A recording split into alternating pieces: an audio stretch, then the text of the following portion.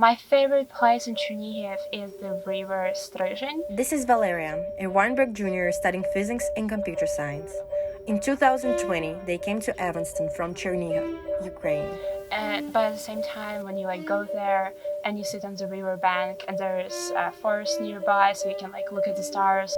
Chernihiv is located in the northern part of Ukraine. It's one of the largest regions in the country that borders two other states, Russia and Belarus. So when Russia invaded Ukraine, Chernihiv faced significant damage. When the war started, Valeria was a sophomore. They didn't believe the news from a US official that Russia planned to invade their country. Решение о проведении специальной военной операции. And then the nightmare started. I was working the whole day on homework, jumped off my Zoom call with a friend.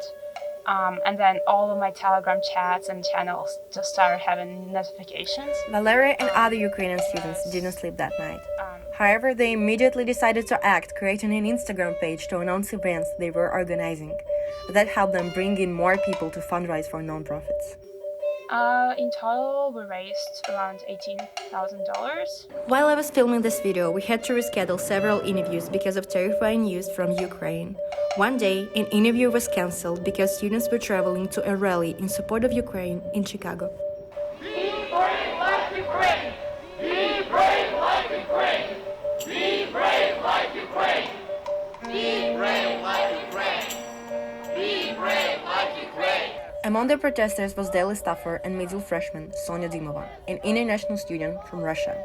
When Russians openly protest against the war abroad, Dimova said, it helps people protesting inside Russia feel they are not alone in this fight. I can do it here without risking anything.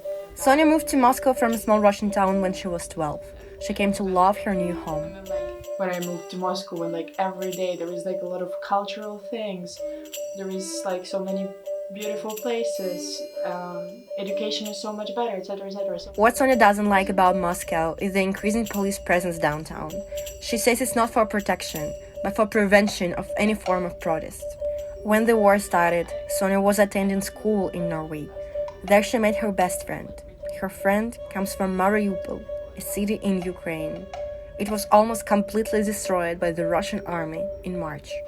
How do I tell my best friend that my country is doing this to his country? To show solidarity with Ukraine, Sonia organized protests in Norway. Hundreds of people came to join her. As Russia's invasion of Ukraine stays in the news, students are facing intensive comments from those who aren't personally affected. I was in the class, or it was in the public lecture, when a person from the speakers tried to joke about what's going on right now in Ukraine, and I felt it was kind of insensitive. People who didn't know me at all, at all, and she would just tell me oh yeah, she's from Russia, and so we never interacted with them, and they would start our interaction with asking how the war is going. And I'm when on earth did you come up with the idea to start getting to know someone with asking them about something so deeply traumatic? At Northwestern, many Russian and Ukrainian students are only using English when talking to each other in order to avoid Russian. So I guess what I came up with for myself is that I never start speaking Russian to people from Ukraine. I always start speaking English. And then if they feel switching to Ukrainian or to Russian, it's up to them, but I don't want to trigger any bad memories, emotions. This year, Northwestern created a class called Ukraine's Long Fight for Independence. More than 80 people registered, surprising history professor Yohanan Petrovsky-Stern. Russian students, including Sonia Dimova, have enrolled in the class. Professor Petrovsky-Stern admits that he didn't expect Russians would agree with him. Something very different happened. Two Russian ladies came up to me after the first lecture, maybe after the second lecture. Yeah, second lecture.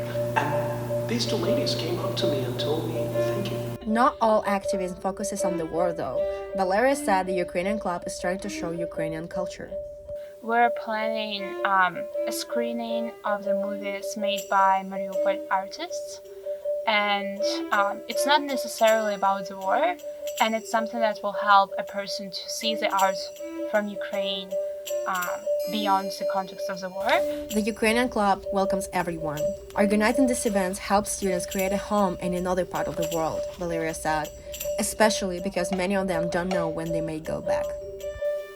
So I guess I just have to come to terms with this, that like I don't know when I'm gonna go home, and I've been like trying to tell my mom this.